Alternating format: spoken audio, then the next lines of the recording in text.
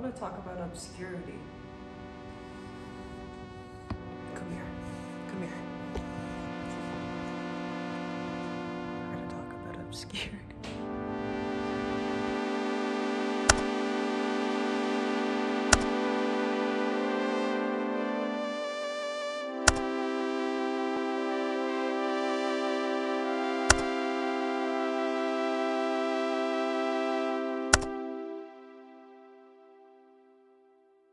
Expect fear. I turned off the lights on you, dear, dear. I think there is something wrong here.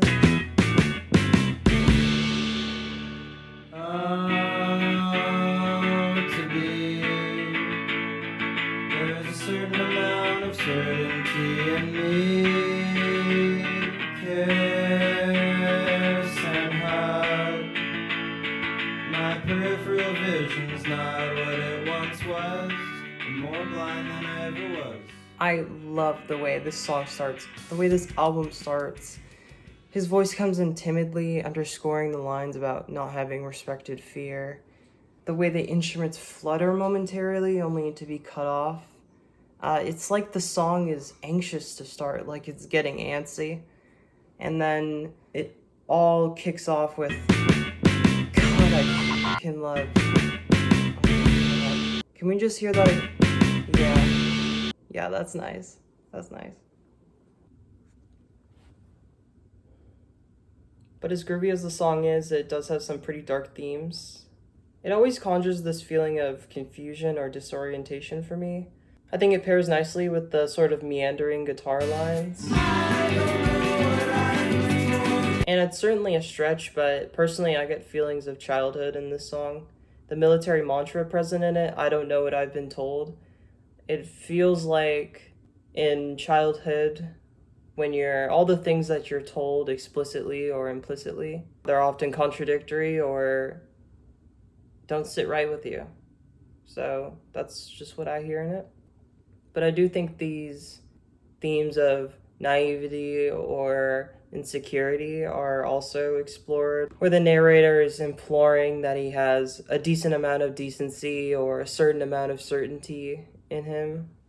And I think it progresses into adulthood. I can see how things are coming round, but I'm getting older now. And he goes on to address his siblings. Brother, brother, does it frighten you that soon you'll have a daughter? Sister, sister, does it bother you that I'm becoming our father? I feel like the narrator is looking at the people around them and asking, are you getting this? Is any of this making sense to you? He's looking to them for validation and comfort. But they're also going through their wild life changes and shifts themselves. And this confusion seems to culminate in a rather deflated narrator who is asking to be taken to the river and says he feels less like swimming and more like drowning. But yeah, I don't have much else to say about this song except it's one of my favorites and it's an excellent opener.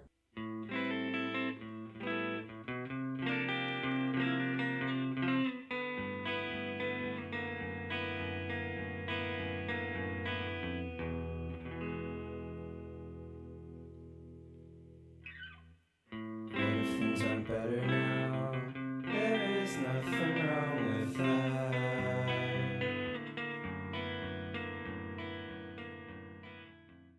Maybe things are better now, and there's nothing wrong with that.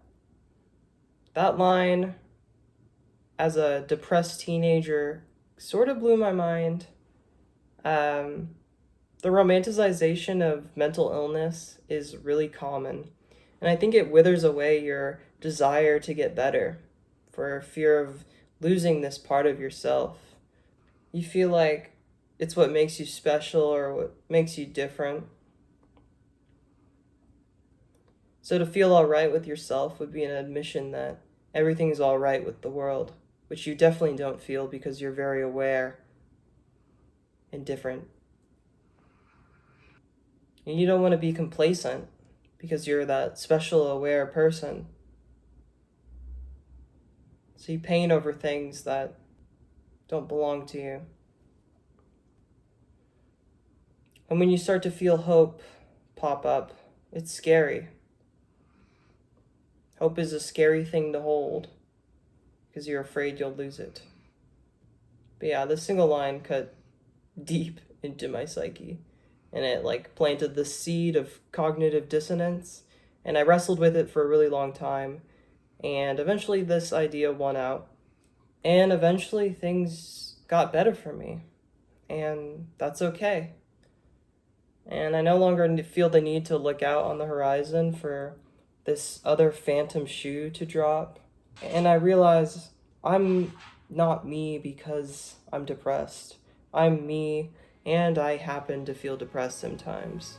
And I'll say it again, but needless to say, this line had a huge impact on me.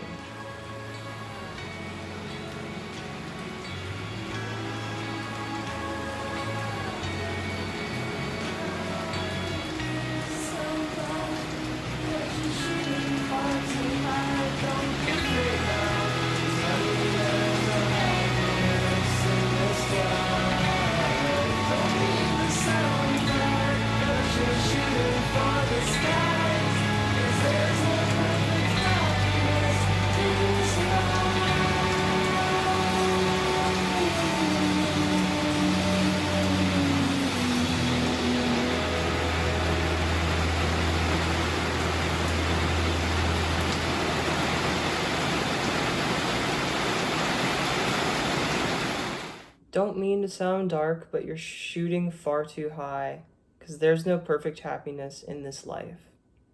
To me, this line is about how expectation can kill happiness that you might feel. Um, if you're always if you're always expecting to arrive at happiness as a destination, I think you are likely to dismiss the blessings you have in the present, in your current life, and it leads to dissatisfaction. It's an emotion, it's transient, it's fleeting by its very nature. But I do think striving for peace is attainable. I don't think that this line is saying that you can't be content.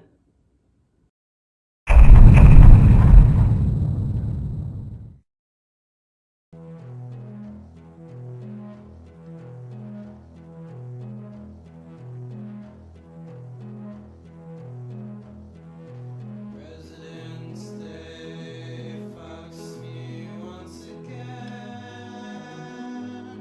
President's Day / Buff. This song is as heartbreaking as it is poetic. It's a love story at the core, but its inclusion of these mundane aspects of everyday life and its sort of anticlimactic, but ironically climactic ending, I think do a lot to flip cliches of the genre on their head. President's Day me once again. I find this line funny but curious. It implies the narrator has some history with President's Day and believes it's spiting him personally. I don't know. I just find the once again part oddly specific and thought provoking. I mean, maybe the narrator's being hyperbolic or irrational, but then that's good characterization in of itself, so. And I think this line is a great example of Nate's lyricism on the album. There's these seemingly innocuous lines that are just oddly specific. Intriguingly specific, and helps breathe so much life into the songs.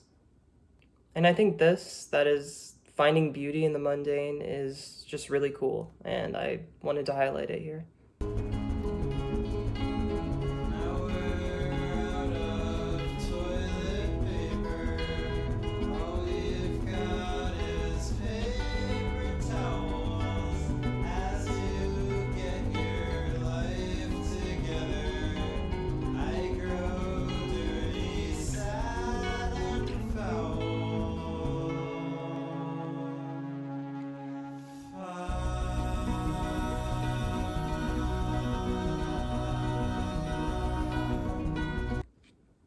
Another great example of this is now we're out of toilet paper. All we've got is paper towels. As you get your life together, I grow dirty, sad, and foul. Yeah. Juxtaposing paper towels and toilet paper in the same sentence, I don't think there's a more visceral image than that.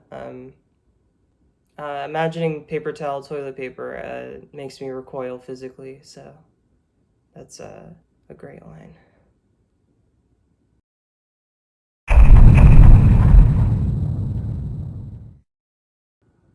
Now, I'll be honest, I can't understand half the things he's saying in this song,